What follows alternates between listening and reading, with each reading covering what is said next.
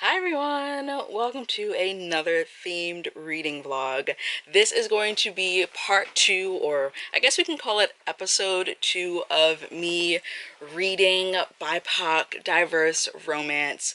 And the last time that we did this, I had my followers over on Instagram vote via emoji poll in my stories, and then I kind of took it from there.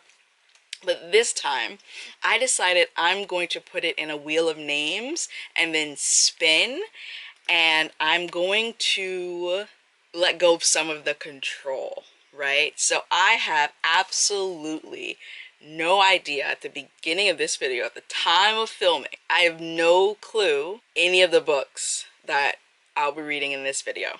I'm going to do 3 because I think that's a little bit more manageable for one video. So after I finish a book, then I will spin the wheel again for a new book, and then we'll do the same process for the 3rd book. If you're not already subscribed, hi, I'm Atia. Also, you should be subscribed, so click the subscribe button and hit the notification bell and do all the things and like the video, and let's get into it. So for those who did not catch part 1 of this series that I have now started, well, after this video you should go and watch that one. But I basically explained how I have been acquiring quite a few romances that are just staring at me, looking me in the face, and they all look really good. They have these super cute covers. I'm really excited to read them, and this is a way for me to focus on reading these romances, and that is what we're going to do for the duration of this video. So let me turn you around so you can see the wheel. So it's going. This is the order in which I put it in. I'm actually going to shuffle it. It wasn't in any specific order, like it wasn't in alphabetical or anything like that, but just to, you know, give some more anonymity. All right, y'all, here we go. We're spinning. Why am I so nervous? Okay, here we go. No way. No way. Okay, I've been looking at, let me go get it. I've been looking at this book because I've been wanting to read it for so long. It was one of my most anticipated releases of this year. This is by the author, okay, all the dust. This is by the author of Bet on It. Wow, I was really actually hoping that this would be chosen. That is incredible. This is a second chance romance between, are they still married? Yeah, okay. So it's an estranged couple, and the wife, Miriam, is like living with her mom, hasn't spoken to her husband in 8 years, and she wins the lottery and decides to, she offers to, I think, split the money with him if he agrees to a divorce, and he's like, no, because he's obviously still in love with her and he wants to make it work again. So this is a second chance romance. Look at this cover. I actually think this is one of the books that prompted this whole entire video series. So this is very exciting. I'm going to prep this for reading, which means choosing my tab colors. I have a lot of different choices I can go with. I have this really nice orangey, I guess it's like a coral, and then we have the different blues, and we have like the gold and the purple of her eyeshadow. So this is exciting. Hopefully this is a good one to start this video off with.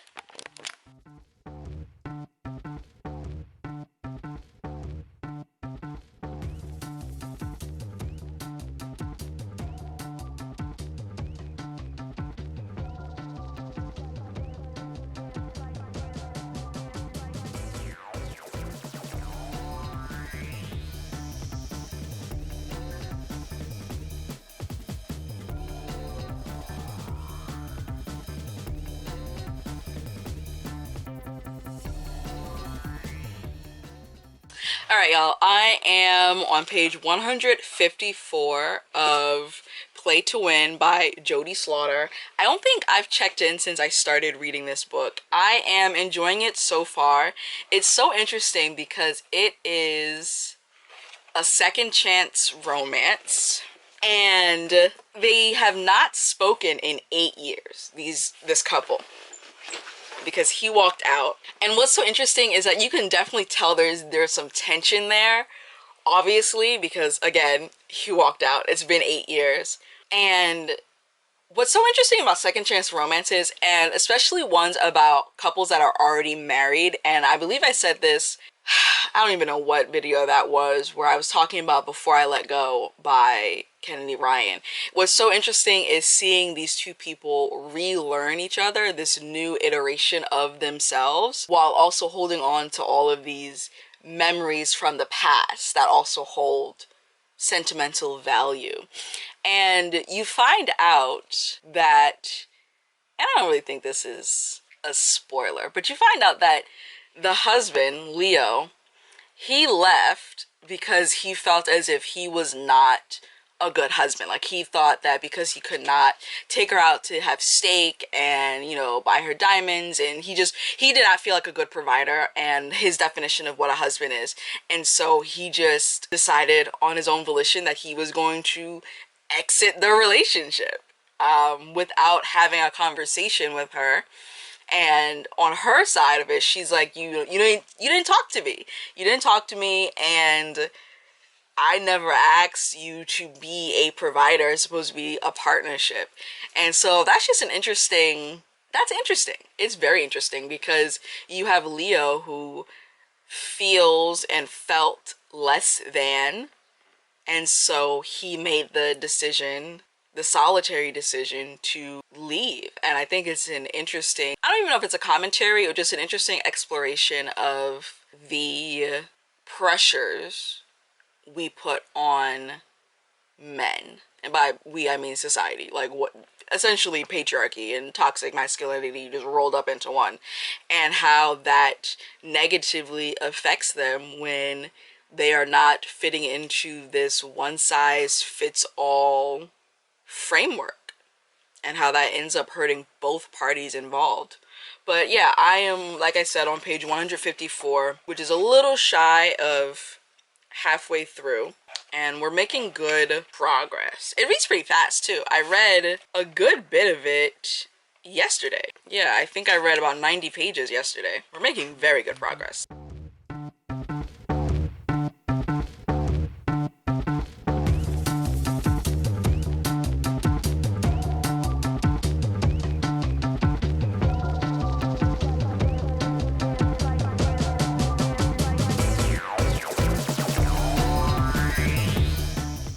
Alright, hi everyone. I have made some headway in Play to Win by Jodie Slaughter. I'm on page 222, which means that I'm about 69% of the way through. I'm really enjoying it. I did put it down for a few days, not because it was not interesting, just other things were pulling my attention, mainly manga.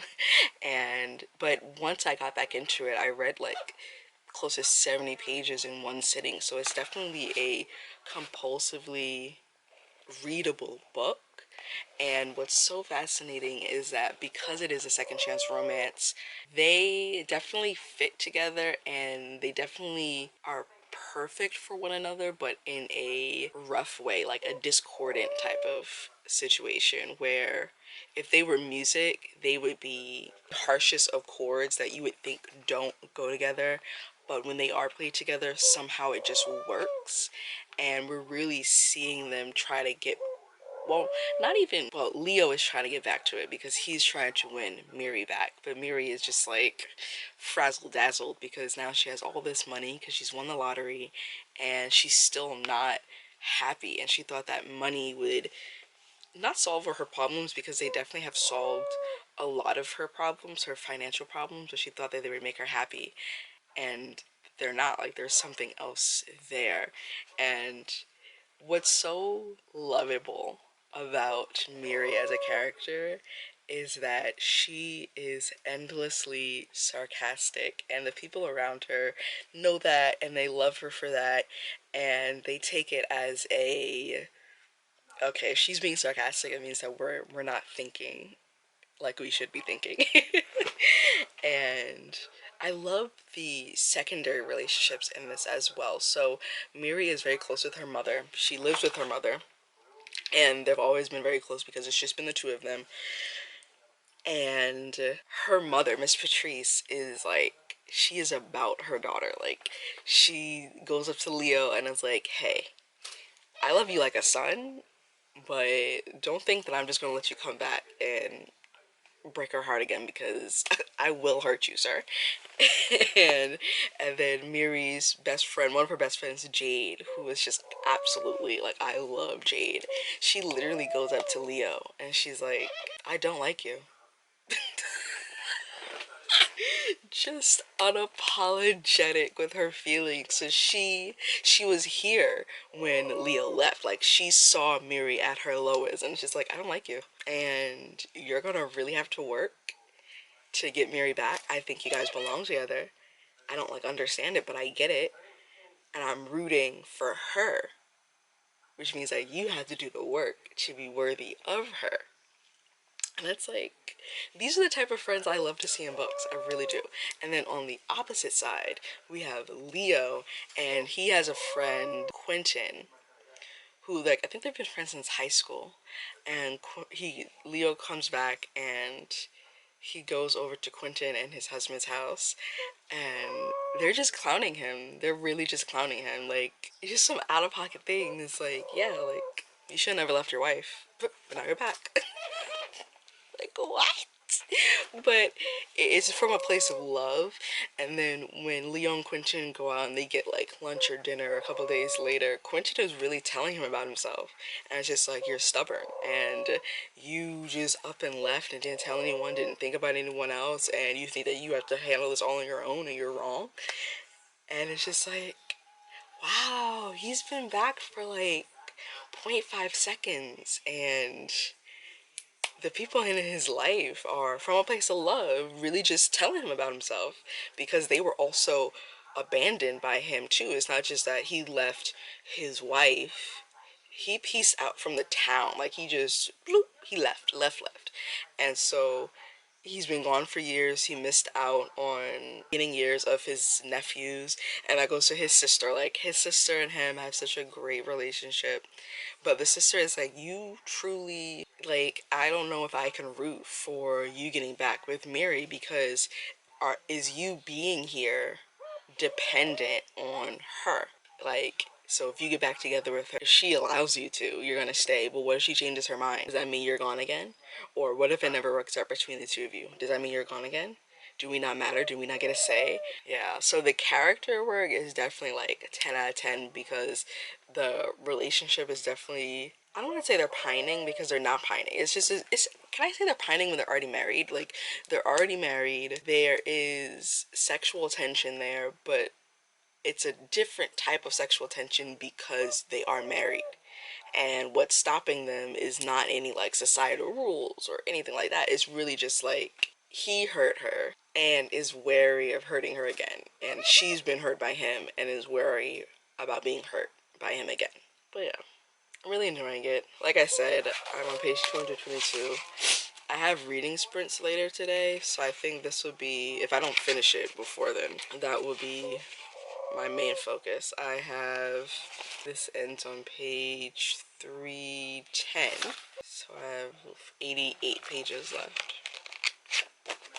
But yeah, so I just wanted to give a little quick update. I am on, she runs the Reader C. Oh, here we go. Stasia. I'm on her sprints right now.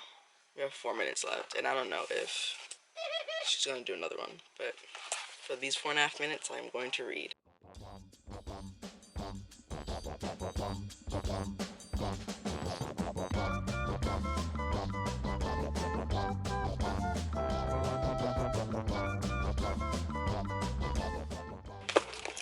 Okay, I'm on page 256. I have about 55 pages left, and something just clicked.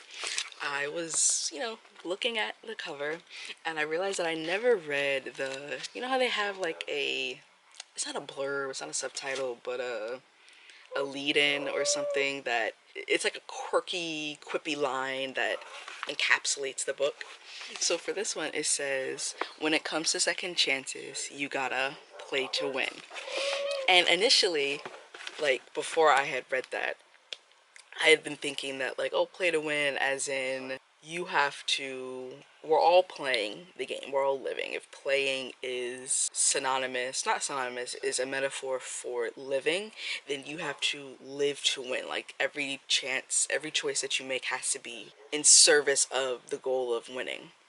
But then I just read the entirety of the cover, and in order to, what does it say? When it comes to second chances, you gotta play to win. And that could also mean, and I think it does mean, I think it's a double meaning because of these two characters. The second meaning could be you have to actually decide to play. You have to actually decide to live, and you have to make a choice in order to get anything.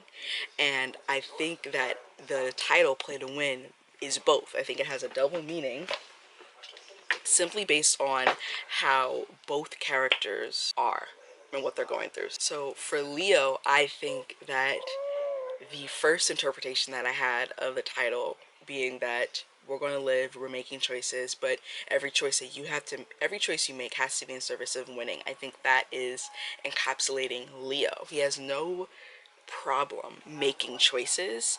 It's just that so many of the choices he's made in the past were not choices in service of himself, in service of him winning the game or being who he wanted to be.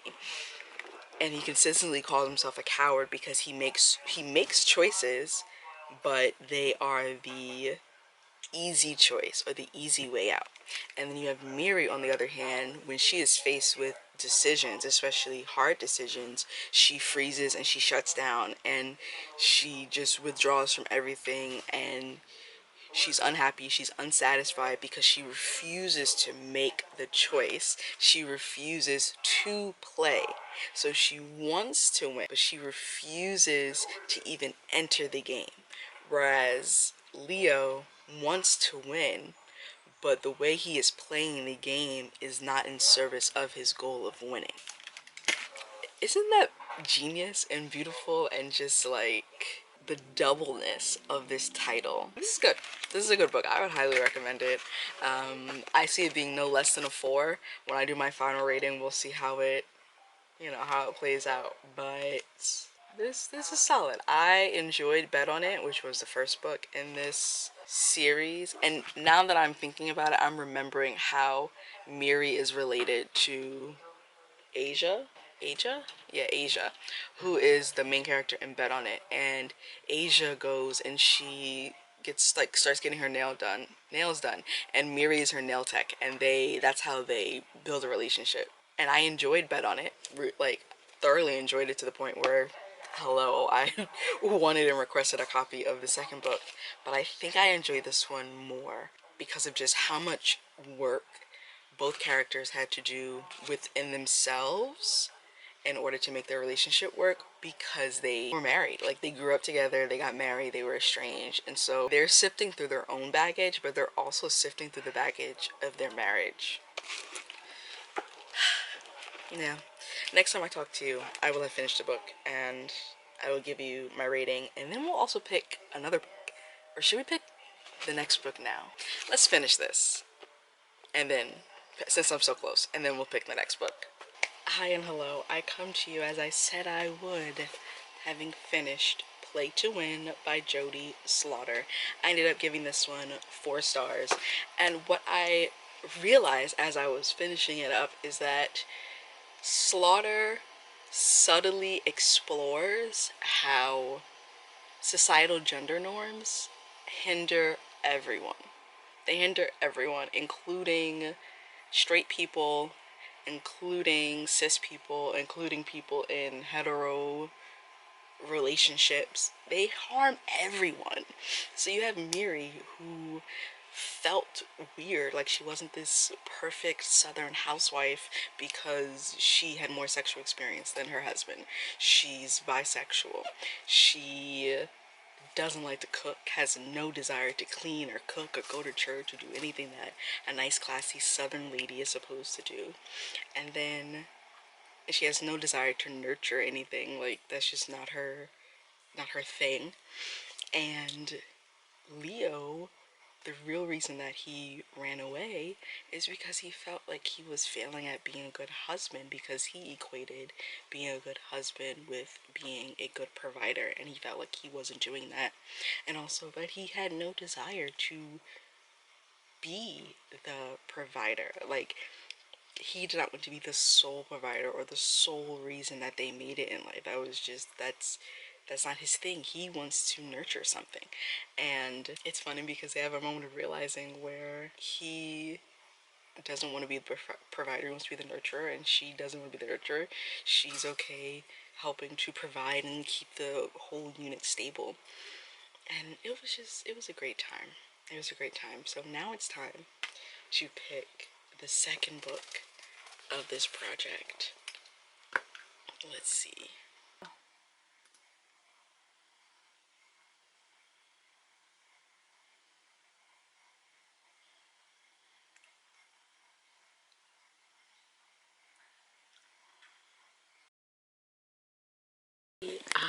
That one keeps staring at me. I think I recently looked at it and I was yeah, I put it on the shelf, so let me go get it. Okay, here we go. I have always loved this cover. I know that it is a modern retelling of Pride and Prejudice that takes on gentrification. And I know that one of our protagonists is black and the other one is Filipino. Yeah, I guess I can just read you the synopsis. Liza B, the only DJ who gives a damn. Liza B, the only DJ who gives a jam, wants to take her neighborhood back from the soulless property developer dropping unaffordable condos on every street corner in DC. But her planned protest at a corporate event takes a turn after she mistakes a smoldering hot CEO for a waiter. When they go toe-to-toe, the sparks fly, but her impossible-to-ignore family thwarts her every move. Liza wants Dorsey Fitzgerald out of her hood, but she'll settle for getting him out of her head. At first, Dorsey writes off Liza Bennett as more interested in performing outrage than acting on it. As the adopted Filipino son of a wealthy white family, he's always felt a bit out of place and knows a fraud when he sees one. But when Liza's protest results in a viral meme, their lives are turned upside down, and Dorsey comes to realize this irresistible revolutionary is the most real woman he's ever met. Well, excuse me. Okay. And again, we have two books that, well, actually, I thought these colors went together. They don't really. Not even a little bit. But yeah, I had not read the synopsis of this one in a minute. So this sounds good. This sounds good. And I remember really enjoying Pride and Prejudice when I read it in high school. And it's definitely one of those classics that I think back to and I'm like, huh, I would reread you.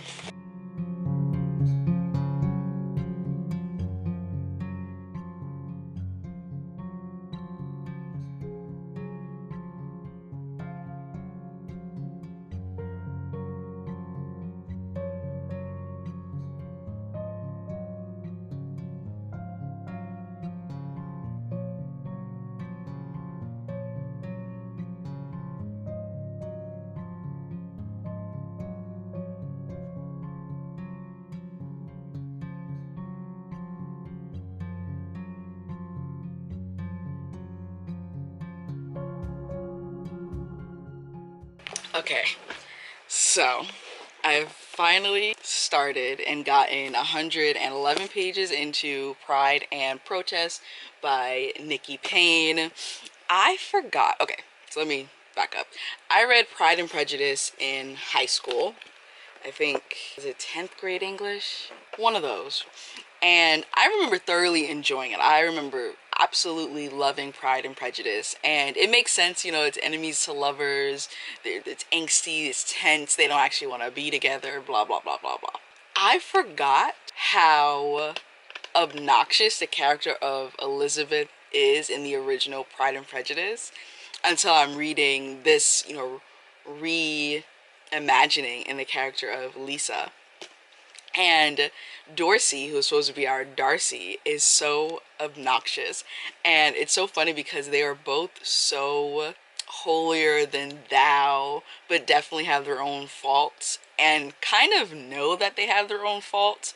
But at the same time, they're still like, well, I'd be a catch. It's like, okay. And I think it's really inventive how this author has taken some of the core moments of the original Pride and Prejudice and recreated it for a modern day audience. And I'm really enjoying it so far. I'm really enjoying it. There have definitely been some moments where I laughed out loud. Just could not control myself. I'm sure my cat was looking at me like, what is happening? Yeah, I'm liking it. So far there seems to be a lot more character development in Lisa, which does make sense. If I'm remembering Pride and Prejudice correctly, you get more, at least on the front end, you get more character development from the character of Elizabeth. But yeah, I'm looking forward to reading that, probably finishing it in the next couple of days.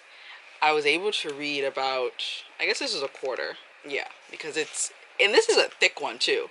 This book is 381 pages. It doesn't look that big.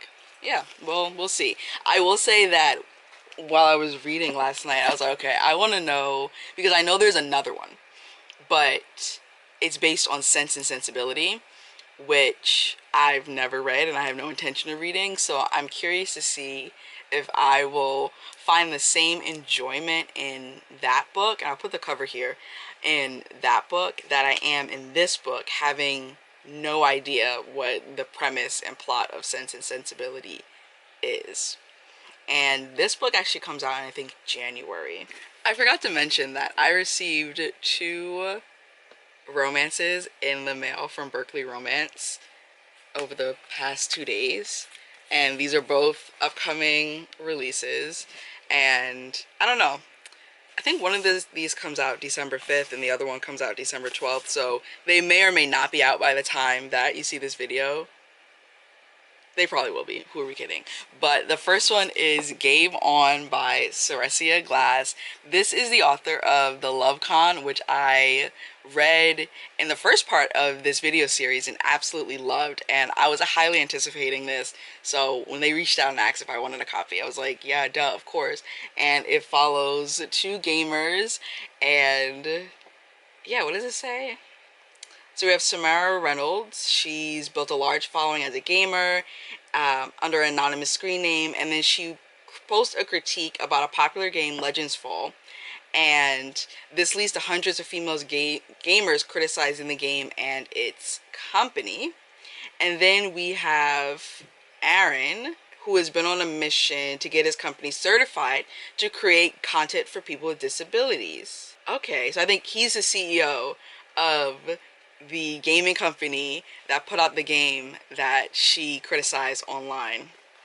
And I think yeah, he offers her a job to overhaul the character options in Legends Fall. But I'm really looking forward to this. I mean, I love seeing and reading about Black nerds, but especially Black girl nerds. And I love when we get romance stories as well, which is part of the reason why I loved The Love Con so much. And then we have Technically Yours by Denise Williams, which I think has something to do with coding, because you see like the binary code back there. And this is one of my favorite romance authors, so again, was super excited when I got the opportunity to get this. And it says 8 years ago, he fell in love with a stranger he couldn't have. Today, she's back in his life, and the sparks between them threaten to set her career on fire. Oh, Pearl. Okay, Pearl is... I remember this. She works for the company that 2 of the previous male protagonists in this series like own and work for. Okay, yeah, I'm remembering this. And then Cord, okay, this is coming back to me who these are. And this is also a second chance romance. But yeah, I'm very excited for both of these, there is a part of me that when I finish Pride and Protest doesn't even want to spin the wheel and just wants to read one of these, honestly.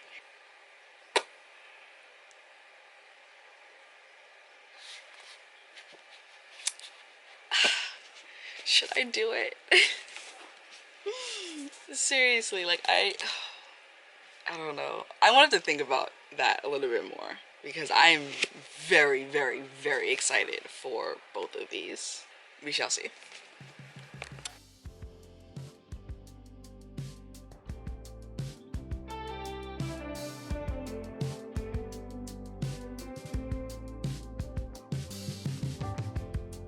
When I saw you walking down that hill, head high and shoulders back, watching you was such a thrill. All that I could do was laugh. I couldn't hold it back. I couldn't hold it.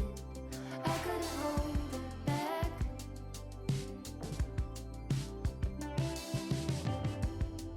We were running on that open shore. No saddle on his back. I never felt so free before. Alright, so I am now on page 324 of Pride and Protest, and I'm really enjoying it. I forgot how wacky Pride and Protest is, like the original Pride and Protest, and this book really does capture that, but I don't want to talk about my final thoughts just yet. I actually turned the camera on so that we can pick the third and final video for this project because I am only 57 pages from the end. So provided I don't fall asleep as soon as I get into bed, which is quite likely, I will most definitely be finishing this either today or tomorrow during reading sprints, but I wanted to choose the next book so that I could have it on hand.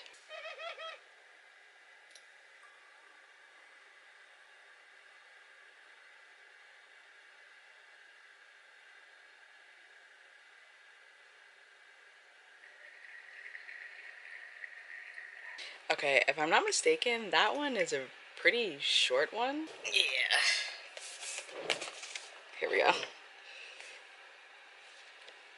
So, this is fun. Once I start reading it, I will tell you what it is about. Even though I feel like the title kind of tells you. But yeah, I will check in once I finish Pride and Protest. How I love the city of mine.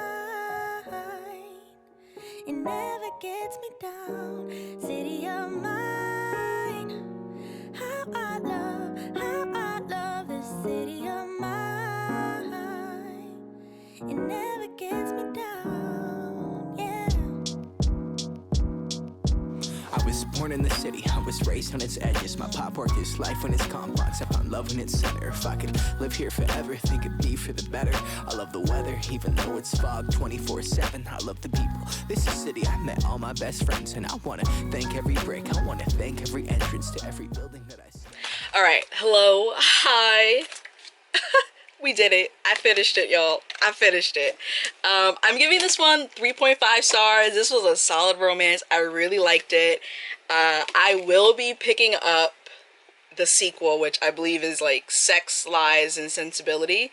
And so it is a retelling of Sense and Sensibility, which I've never read. So I'm interested to see if I will enjoy that, like this one, having no...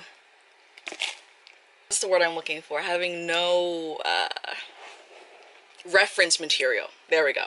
Because I've never read Sense and Sensibility. But yeah, this one was good. This one was solid. I'm not going to keep holding it up. I'll just put the cover there. It has some scathing. Scathing? That's actually the word I want. Not scathing. Where's my pen at? some scathing commentary right off the bat, which I really appreciated. I also appreciated the character development in both Lisa and Dorsey. This was a nice book. This was a solid, nice book. It perfectly encapsulates the wackiness of the original Pride and Prejudice, and all of the siblings are just so unique and so, like, I could envision them, and I don't know. I really liked it. I really liked it. I gave it 3.5 stars. All right, let's move on to the third and final book of this video. So we have Temporary Wife Temptation, which hopefully I'll start tonight and finish before the week is out because it's pretty thin.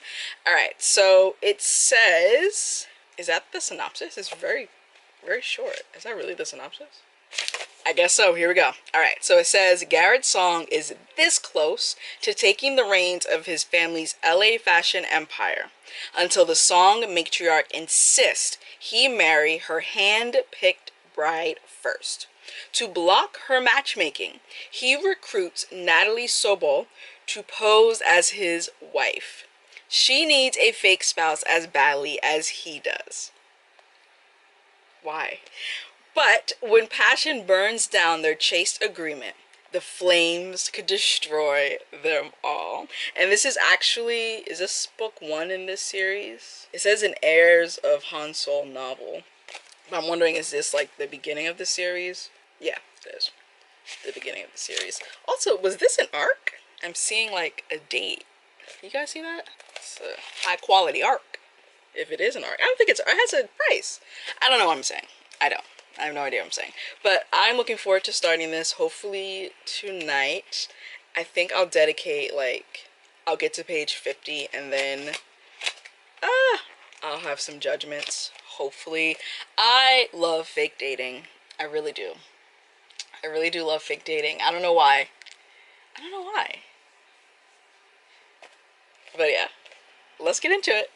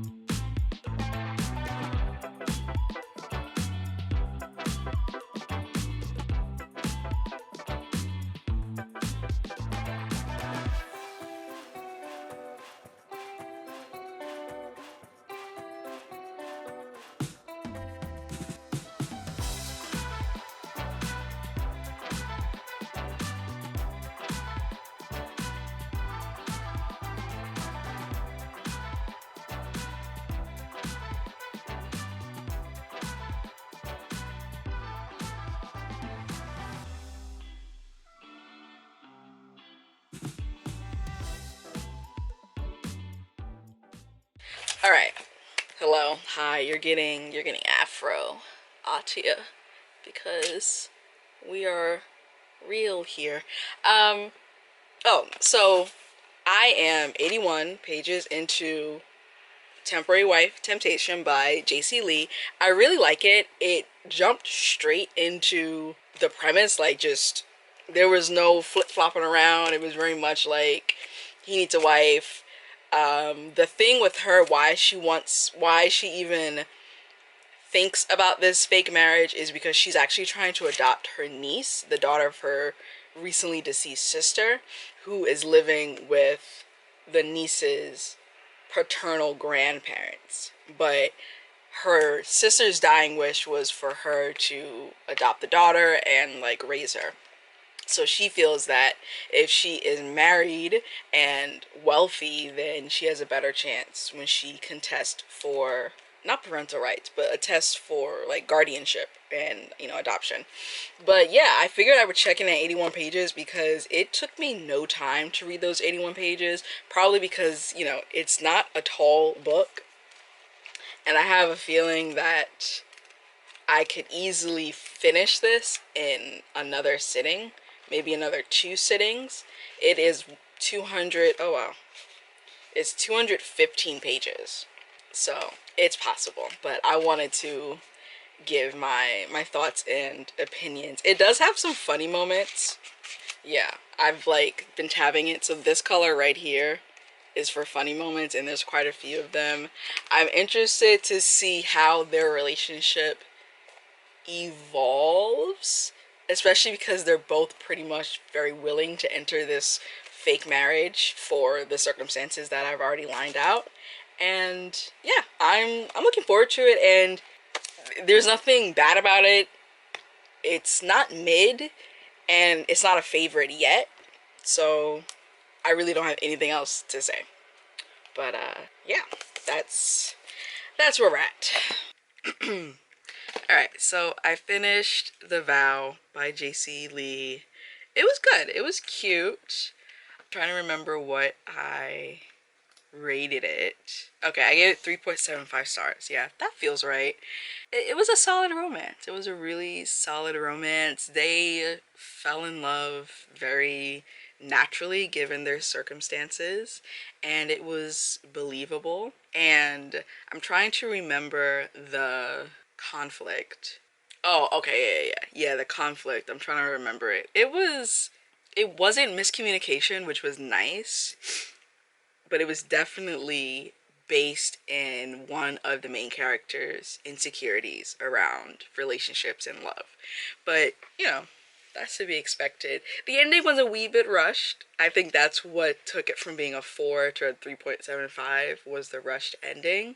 But I definitely do see myself reading more from this author. I've already taken out a few more books from the library by J.C. Lee, so that is nice and spectacular, and concludes this round of reading BIPOC romances, which has been super fun. I love doing these projects. I'm doing another one. Well, it's not exactly like this. I am reading 2 of my most anticipated romances. That's going to be the next iteration of reading BIPOC romances. But yeah, if you like this and you want more, make sure to give it a thumbs up. Comment down below some of your favorite BIPOC romances. Make sure you are subscribed if you aren't already, and click the notification bell so you're notified every time I put out a new video. Check out all of my socials as well as my Etsy shop, and I will see you in the next video. Bye. Showing. I ain't living for the moment. I see what's mine and I want it. Hungry like a Pac-Man. I'm Bruce Wayne and Batman. I'm Naruto with a Hanzo. Got a sharp mind like I'm Einstein. Plus I'm copywriting, so it's all mine. Check it for me, I'm in the sky.